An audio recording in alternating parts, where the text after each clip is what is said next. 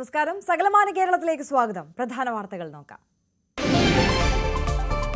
വാട്സപ്പിലൂടെ മുത്തലാഖ് ചൊല്ലിയ ഭർത്താവിനെതിരെ കേസ്. അബ്ദുൾ റസാഖിനും കുടുംബത്തിനുമെതിരെ സ്ത്രീധന പീഡന കേസ്. കൂടുതൽ വകുപ്പുകൾ ചുമത്തും. 21-കാരിയെ മുത്തലാഖ് ചൊല്ലിയ വാർത്ത പുറത്തെത്തിച്ചത് ന്യൂസ് 18. പരുന്തുംപാറയിൽ നടന്നത് വ്യാപക കയ്യേറ്റം. വ്യാജരേഖ നിർമ്മിച്ചത് റിസോർട്ട് ഉടമ. ഭൂമിയും കെട്ടിടങ്ങളും ഏറ്റെടുക്കണമെന്ന അന്വേഷണ സംഘം. കണ്ണൂർ മാത്തലിൽ വാഹനാപകടത്തിൽ ഒരാൾ മരിച്ചു. അപകടം കാറും ടോറസ് ലോറിയും കൂട്ടിയിടിച്ച്. പത്തനംതിട്ട ഏനാത്ത് ലോറിയും ഓട്ടോറിക്ഷയും കൂട്ടിയിടിച്ച് ഓട്ടോറിക്ഷ ഡ്രൈവർ മരിച്ചു. പന്തളം കുരമ്പാലയിൽ KSRTC ബസും കാറും കൂട്ടിയിടിച്ച് 2 പേർക്ക് ഗുരുതര പരിക്ക്. കടുത്ത ചൂടിൽ കുളിരായി വേനൽ മഴ. തിരുവനന്തപുരത്തും കൊല്ലത്തും മഴ വരവ്. മണിക്കൂറിൽ 40 കിലോമീറ്റർ വേഗതയിൽ കാറ്റിനും സാധ്യത.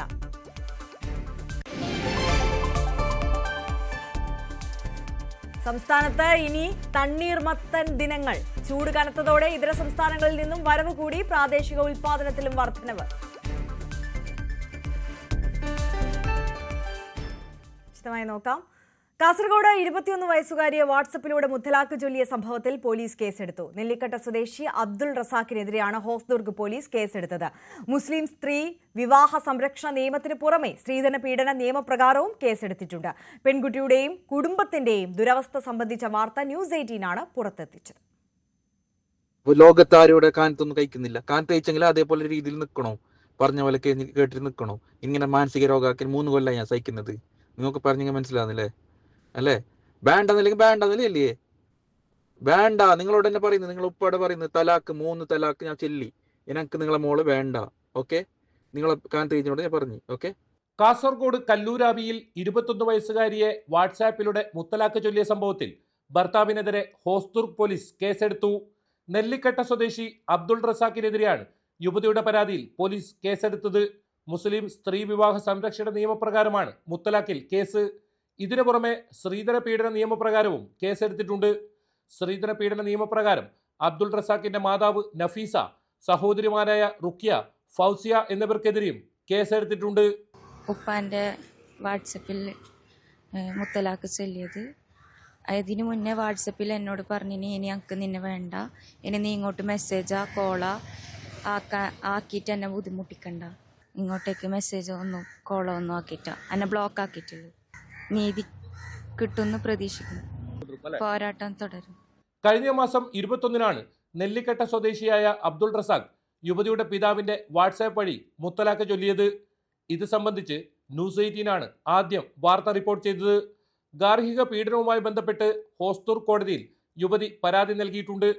സ്ത്രീധനം കുറഞ്ഞതിന്റെ പേരിൽ ഭർത്തൃ വീട്ടുകാരുടെ കൊടിയ പീഡനത്തിനാണ് പെൺകുട്ടി ഇരയാകേണ്ടി വന്നത്. ഇൻസ്റ്റാഗ്രാമിലൂടെ പരിചയപ്പെട്ട ഇവരുടെ വിവാഹം നിയമപ്രകാരം 2022 ആഗസ്റ്റ് 11-നാണ് നടന്നത്. നിലവിൽ വിദേശത്തുള്ള അബ്ദുൾ റസാഖിനെ നാട്ടിലെത്തിക്കാനുള്ള നടപടികൾ സ്വീകരിക്കുമെന്ന് ഹോസ്ദുർഗ് പോലീസ് വ്യക്തമാക്കി. ന്യൂസ് 18 കാസർഗോഡ്. ഇടുക്കിയിലെ വിനോദസഞ്ചാര കേന്ദ്രമായ പരുന്തുംപാറയിൽ നടന്നിരിക്കുന്നത് മൂന്നാറിനേക്കാൾ വലിയ കയ്യേറ്റമെന്ന് പ്രത്യേക അന്വേഷണ സംഘത്തിന്റെ കണ്ടെത്തൽ. കയ്യേറിയ ഭൂമിയും അനധികൃതമായി നിർമ്മിച്ച കെട്ടിടങ്ങളും ഏറ്റെടുക്കണമെന്നും അന്വേഷണ സംഘത്തിന്റെ നിർദ്ദേശം. ഭൂമി കയ്യേറാൻ റിസോർട്ട് ഉടമ ചങ്ങനാശ്ശേരി സ്വദേശി സജിത് ജോസഫാണ് വ്യാജരേഖ ചമച്ചതെന്നും അന്വേഷണ സംഘം കണ്ടെത്തി. വലിയ തോതിലുള്ള കയ്യേറ്റമാണ് ഇടുക്കി ജില്ലയിലെ പ്രധാന വിനോദസഞ്ചാര കേന്ദ്രമായ പരുന്തുംപാറയിൽ നടന്നതെന്നാണ് പ്രത്യേക അന്വേഷണ സംഘത്തിന്റെ റിപ്പോർട്ട്. 3 ഏക്കർ 33 സെന്റ് കയ്യേറിയാണ് വൻകിട റിസോർട്ട് നിർമ്മാണം. പരിസ്ഥിതി ദുർബല മേഖലയായ ഇവിടെ കയ്യേറിയ ഭൂമിയും അനധികൃതമായി നിർമ്മിച്ച കെട്ടിടങ്ങളും ഏറ്റെടുക്കണമെന്നാണ് അന്വേഷണ സംഘത്തിന്റെ നിർദ്ദേശം. IG സേതുരാമൻ, ഇടുക്കി മുൻ ജില്ലാ കളക്ടർ H ദിനേശൻ എന്നിവരടങ്ങിയ സംഘമാണ് റിപ്പോർട്ട് സമർപ്പിച്ചത്. ചങ്ങനാശ്ശേരി തൃക്കടിത്താനം സ്വദേശി സജിത്തിന്റെ ഉടമസ്ഥയിലാണ് റിസോർട്ട്.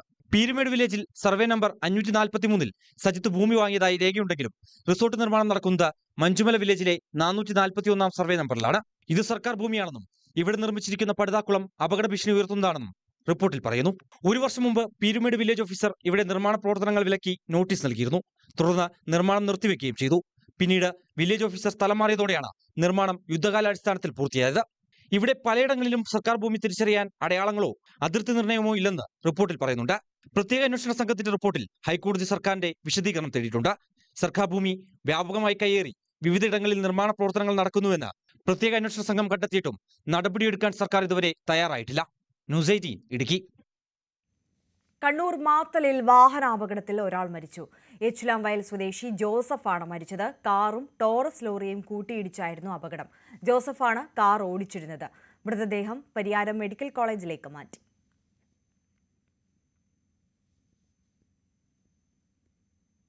പത്തനംതിട്ട ഏനാത്ത് ലോറിയും ഓട്ടോറിക്ഷയും കൂട്ടിയിടിച്ച് ഓട്ടോറിക്ഷ ഡ്രൈവർ മരിച്ചു. ഏനാത്ത് പുതുശ്ശേരി ഭാഗം സ്വദേശി സന്തോഷ് കുമാറാണ് മരിച്ചത്. ലോറിയുമായി ഇടിച്ച ശേഷം മറ്റൊരു കാറിലും ഇടിച്ച ഓട്ടോ പൂർണ്ണമായും തകർന്നു. ഡ്രൈവർ സംഭവ സ്ഥലത്ത് വെച്ച് തന്നെ മരിച്ചു. പത്തനംതിട്ട പന്തളം കുരമ്പാലയിൽ KSRTC ബസും കാറും കൂട്ടിയിടിച്ച് 2 പേർക്ക് ഗുരുതരമായി പരിക്കേറ്റു. കൊട്ടാരക്കരയ്ക്ക് പോവുകയായിരുന്ന KSRTC ബസ്സിലേക്ക് പന്തളം ഭാഗത്തേക്ക് വരികയായിരുന്ന കാർ ഇടിച്ചു കയറുകയായിരുന്നു. ഇടിയുടെ ആഘാതത്തിൽ കാറിന്റെ മുൻഭാഗം പൂർണ്ണമായും തകർന്നു. കാറിൽ നിന്ന് തീ പടർന്നെങ്കിലും നാട്ടുകാർ ഇടപെട്ട് തീ അണച്ചു.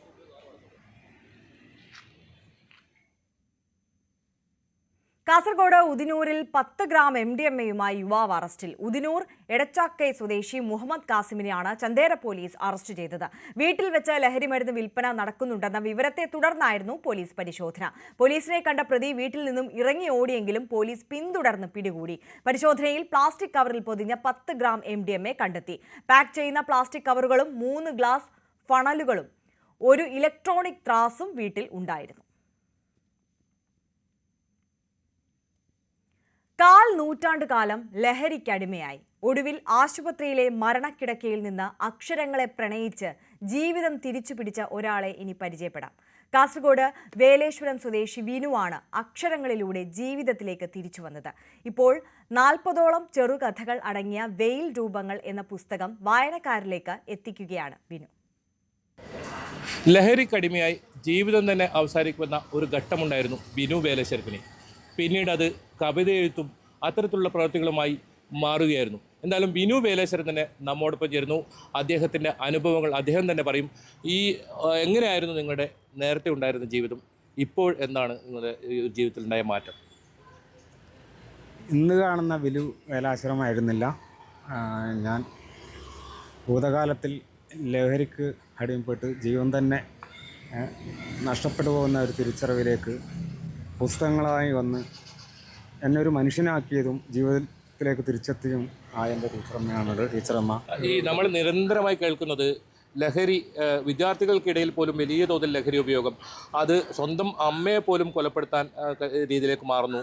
ഓരോ ദിവസവും വിവര വാർത്തകളുണ്ട്. അവരോട് എന്താണ് നിങ്ങൾക്ക് പറയാനുള്ളത്? കാരണം ഈ ലഹരിയിൽ നിന്നും മറ്റൊരു ലഹരി, അതായത് നേരത്തെ പറഞ്ഞ പോലെ തന്നെ പുസ്തകം വായന, അത്തരം പ്രവർത്തികൾ, എന്താണ് അതിന് അവരോട് പറയാനുള്ളത്? പുതുതലമുറ പോക്ക് ഭയാനകമാണ്. ഇപ്പോൾ അടുത്ത് കാണുന്ന ന്യൂസുകളെല്ലാം മനസ്സ് നൊമ്പരമായിട്ട് ഉൾക്കൊള്ളാൻ പറ്റുന്നുള്ളൂ.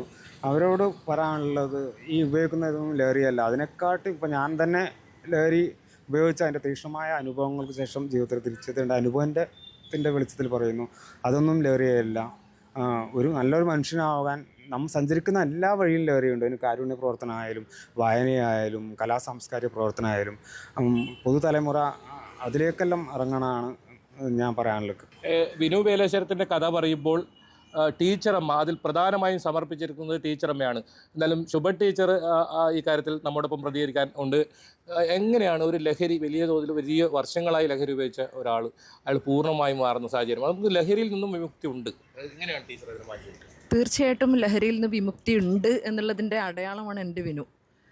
ഒരു കാലത്ത് 25 വർഷമൊക്കെ നിരന്തരമായി ഉപയോഗിച്ച ഒരാൾ ശരിക്കും അതിന് അടിമപ്പെട്ട ഒരു മനുഷ്യൻ ഒരു ഡി അഡിക്ഷൻ സെൻറ്ററിലും പോവാതെ തന്നെ പുസ്തകങ്ങൾ അവനെ മാറ്റി എന്നുള്ളത് സ്നേഹവും ഒരുപാട് വലിയ അത്ഭുതം ഉണ്ടാക്കിയിട്ടുണ്ട്. നമ്മളല്ലോ വലിയ പ്രതീക്ഷയൊന്നും ഉണ്ടായിട്ടില്ല സത്യം പറഞ്ഞാൽ. പുസ്തകങ്ങൾ എടുത്ത് സമീപിച്ച് പോയ സമയത്തൊന്നും പാവങ്ങൾ പോലെയുള്ള വിക്ടർ ഹ്യൂഗോൻ്റെ അങ്ങനെയുള്ള ഒരുപാട് വായനയിലേക്ക് കൊണ്ടുവരുന്ന പുസ്തകങ്ങളാണ് കൊണ്ടുപോയത്.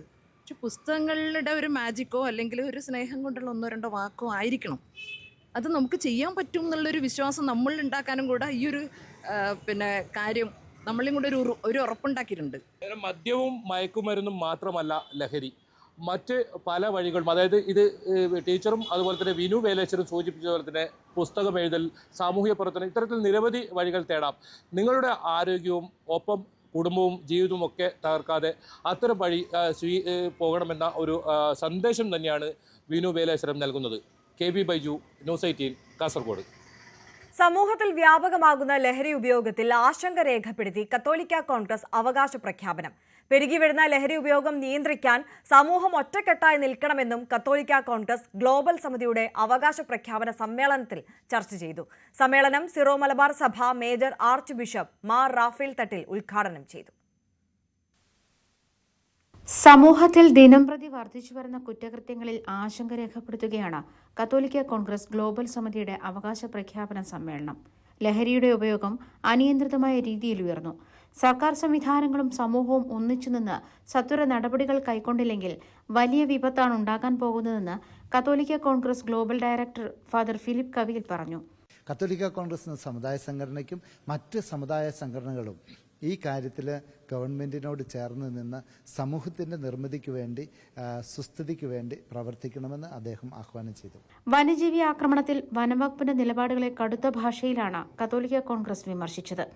ജനങ്ങളുടെ ജീവന് സുരക്ഷിതത്വമില്ലാത്ത അവസ്ഥയിൽ അവർക്ക് സംരക്ഷണമൊരുക്കേണ്ട വനംവകുപ്പ് ഇതൊന്നും കണ്ടില്ലെന്ന് നടിക്കുന്നതിനെ ന്യായീകരിക്കാനാകില്ലെന്നും ഫാദർ ഫിലിപ്പ് കവിയിൽ പറഞ്ഞു. ഇതൊന്നും കണ്ടില്ല എന്ന് നടിക്കുന്ന ഒരു വന്യജീവി വകുപ്പിനെ എന്താണ് പറയേണ്ടത്? ഈ മന്ത്രിയോട് പലതവണ ഞാൻ തന്നെ ആവശ്യപ്പെട്ടിട്ടുണ്ട്.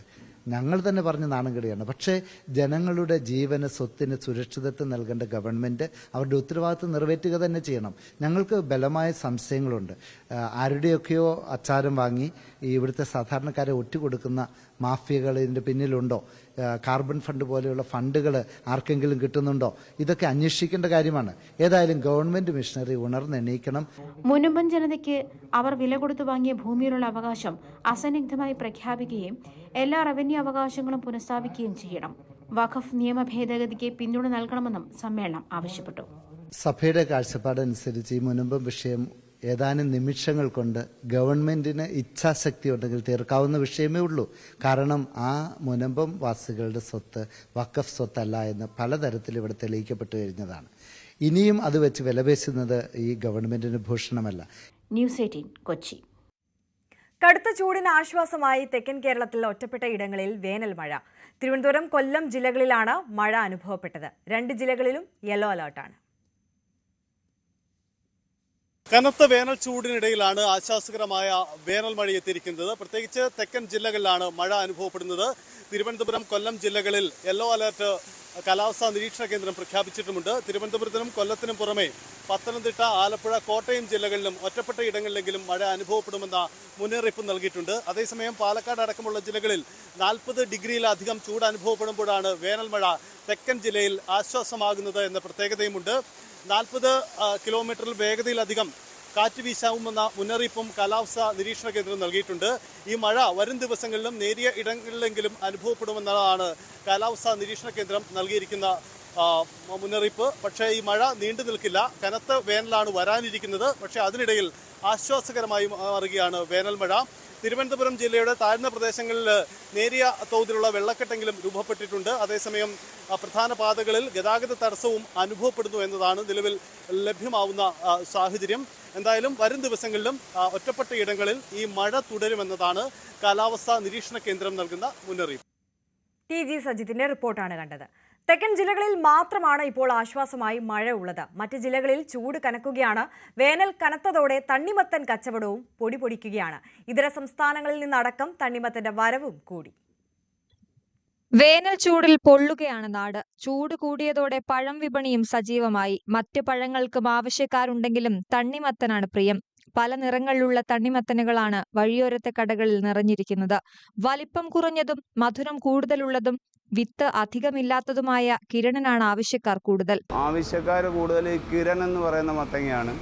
നമ്മുടെ വെറൈറ്റി 5 വെറൈറ്റിയാണ് ഉള്ളത്.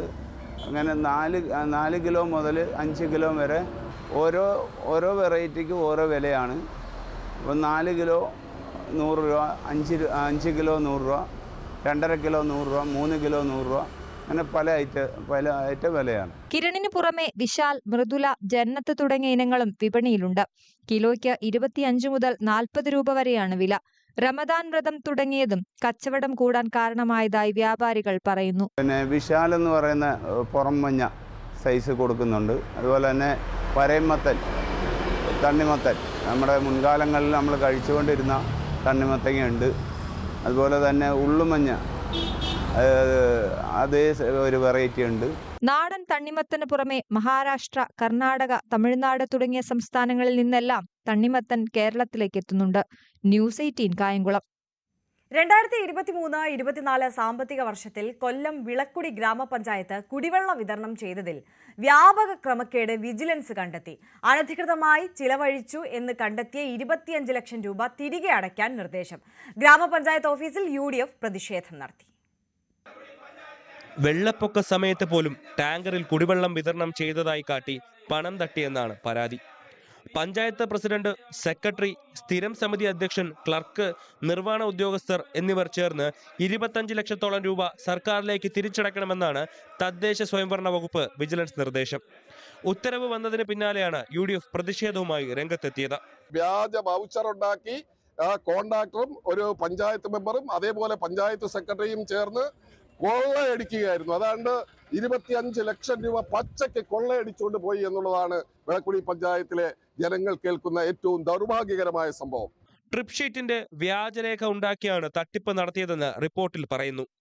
ജല അതോറിറ്റിയിൽ നിന്നും 2160 ട്രിപ്പുകളായി ടാങ്കറിൽ വെള്ളം വിതരണം ചെയ്തതായി പറയുന്നുണ്ടെങ്കിലും അത് കൃത്യമല്ലെന്ന് വിജിലൻസ് കണ്ടെത്തി. വിളക്കുടി സ്വദേശി കുറ്റിക്കുന്നേൽ അനി തദ്ദേശ വകുപ്പ് പ്രിൻസിപ്പൽ ഡയറക്ടർക്ക് നൽകിയ പരാതിയിലാണ് വിജിലൻസ് അന്വേഷണം നടന്നത്.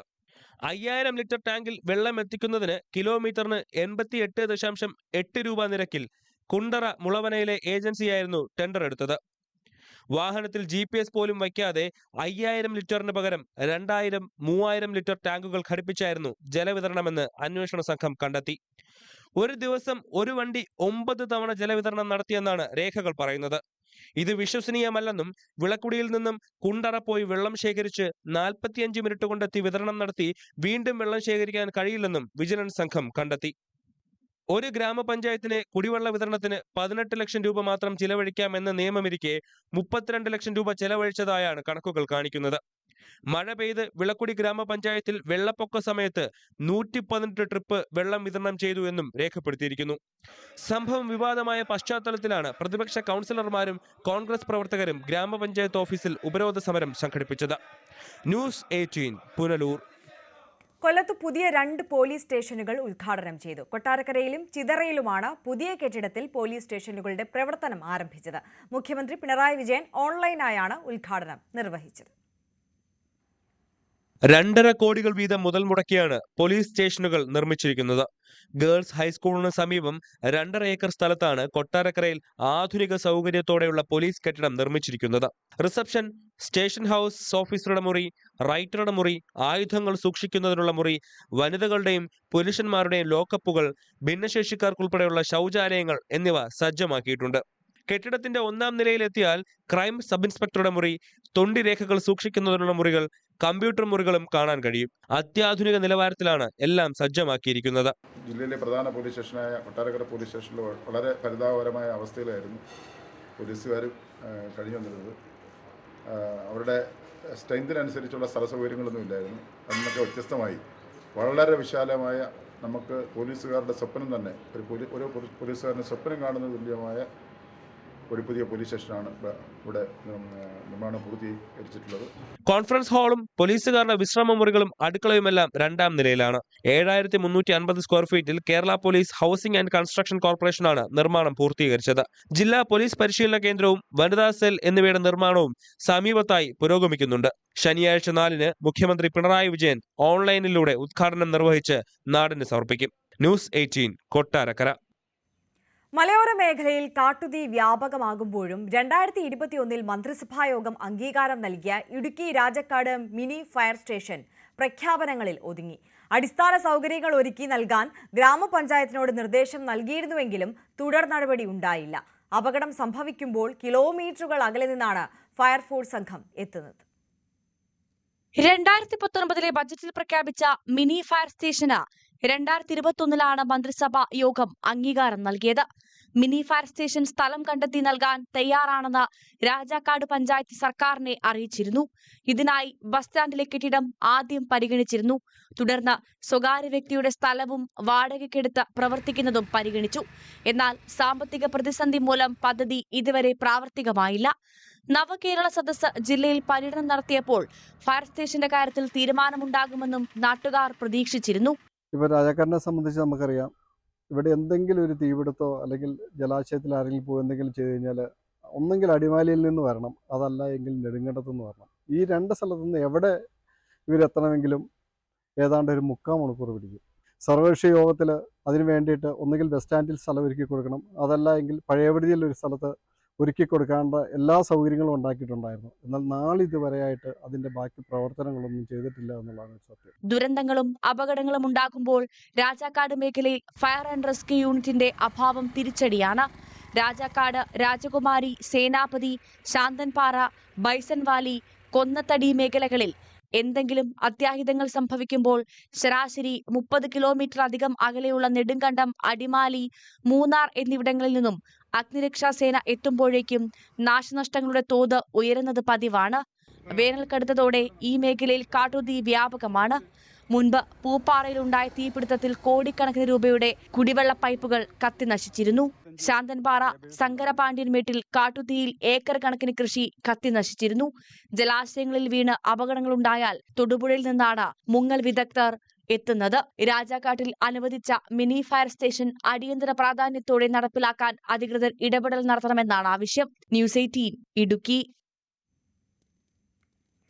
കോഴിക്കോട് കൂടരഞ്ഞി പൂവാറൻതോട് ഉടുമ്പൻപാറയിൽ തീപിടുത്തം. ഏക്കർ കണക്കിന് വനം കത്തിനശിച്ചു. ഇന്ന് പുലർച്ചെ 2 മണിയോടെയാണ് വനത്തിൽ തീ പടർന്നത് ശ്രദ്ധയിൽപ്പെട്ടത്.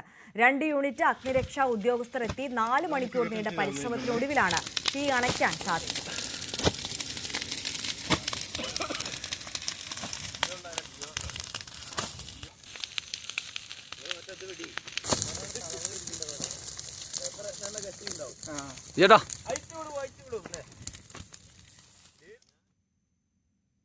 ഇടുക്കി കോവിൽ മലയിൽ ആദിവാസി രാജാവിന് കൊട്ടാരവും ആദിവാസി മ്യൂസിയവും നിർമ്മിക്കുമെന്ന സർക്കാർ പ്രഖ്യാപനം യാഥാർത്ഥ്യമായില്ല.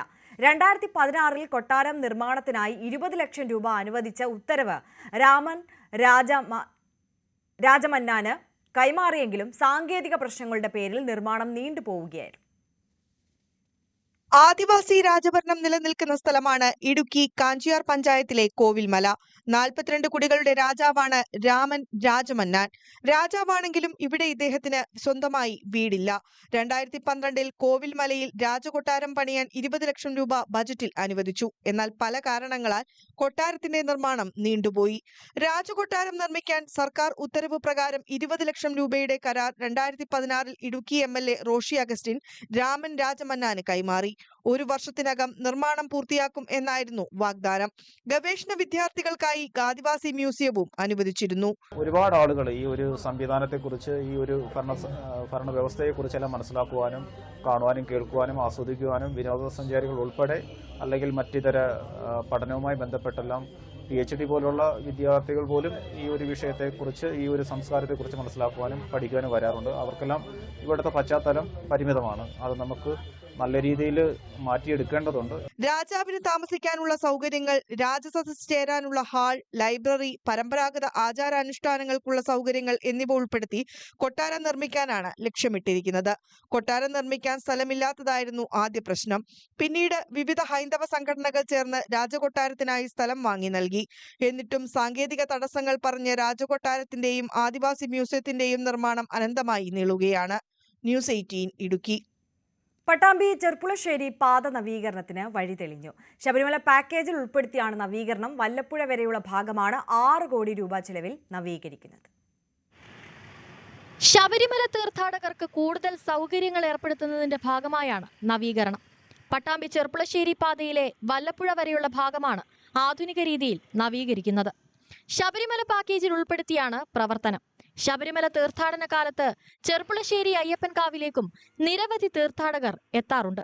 ഇവിടെ നിന്നും ഗുരുവായൂരിലേക്കും ശബരിമലയിലേക്കുമുള്ള പാതയാണ് നവീകരിക്കുന്നത്. പട്ടാമ്പി ചെർപ്പുളശ്ശേരി റോഡ് നല്ല റോഡാണ്, പക്ഷെ ചെറിയ രീതിയിലൊക്കെ ക്രാക്കും കംപ്ലൈന്റും വരാൻ തുടങ്ങിയിട്ടുണ്ട്. ശബരിമല പാക്കേജിൽ ഉൾപ്പെടുത്തിക്കൊണ്ട് കേരളത്തിലെ എല്ലാ മണ്ഡലങ്ങളിലെയും റോഡുകൾ, ചില റോഡുകൾ തെരഞ്ഞെടുത്തുകൊണ്ട് BC ഓവർലേ മാത്രം ചെയ്യാൻ വേണ്ടി തീരുമാനിച്ചിട്ടുണ്ട്. അതായത് മുകളിലെ ഒരു ലെയർ മാത്രം BC ചെയ്യുന്ന പ്രവർത്തനം. എന്നാൽ ആ റോഡ് നിലനിൽക്കും, ഇനി തകരാതിരിക്കാൻ. അപ്പോൾ അതുകൊണ്ട് തന്നെ ആ പദ്ധതിയിൽ ഉൾപ്പെടുത്തിക്കൊണ്ട് 6 കോടി രൂപയാണ് ഇപ്പോൾ നമുക്ക് അനുവദിച്ചിട്ടുള്ളത്. 8.5 കിലോമീറ്റർ ദൂരമുള്ള റോഡിന് 6 കോടി രൂപയുടെ ഭരണാനുമതി ലഭിച്ചു. നവീകരണം പൂർത്തിയാകുന്നതോടെ ചെർപ്പുളശ്ശേരി പട്ടാമ്പി പാതയിലെ യാത്ര സുഗമമാകും. ന്യൂസ് 18 പാലക്കാട്. പാർശ്വവൽകൃത സമൂഹത്തിലേക്ക് വിദ്യയുടെ വെളിച്ചം എത്തിക്കാനുള്ള പദ്ധതി നടപ്പിലാക്കി Mahatma Gandhi college of mass communication. ഇതിന്റെ ഭാഗമായി അതിനൂതന കമ്പ്യൂട്ടർ ലാബ് കം ക്ലാസ് റൂമിന്റെ നിർമ്മാണം പൂർത്തിയായി. മാർച്ച് 1 നടക്കുന്ന ചടങ്ങിൽ പ്രമുഖ നയതന്ത്രജ്ഞൻ TP ശ്രീനിവാസൻ ഉദ്ഘാടനം നിർവഹിക്കും. സ്വകാര്യ സർവകലാശാലകൾ കേരളത്തിൽ എന്ന വിഷയത്തിൽ അദ്ദേഹം പ്രഭാഷണം നടത്തും. നോക്കാം ഇന്നത്തെ സ്വർണം വെള്ളി നിരക്ക്. കവിത ഗോൾഡ് ആൻഡ് ഡയമണ്ട്സ് ഇന്നത്തെ സ്വർണം വെള്ളി നിരക്കുകൾ നിങ്ങൾക്കായി സമർപ്പിച്ചത് Kavitha gold and diamonds. Choose your special. സ്വർണം 22 ക്യാരറ്റ് ഗ്രാമിന് 7,940 രൂപ, പവന് 63,520 രൂപ. സ്വർണം 18 ക്യാരറ്റ് ഗ്രാമിന് 6,540 രൂപ, പവന് 52,320 രൂപ. വെള്ളി ഗ്രാമിന് 104 രൂപ, കിലോഗ്രാമിന് 1,04,000 രൂപ. കവിത ഗോൾഡ് ആൻഡ് ഡയമണ്ട്സ് ഇന്നത്തെ സ്വർണം വെള്ളി നിരക്കുകൾ നിങ്ങൾക്കായി സമർപ്പിക്കുന്നത് Kavitha gold and diamonds. Choose your special. സകലമാന കേരളം പൂർണ്ണമാകുന്നു. നമസ്കാരം.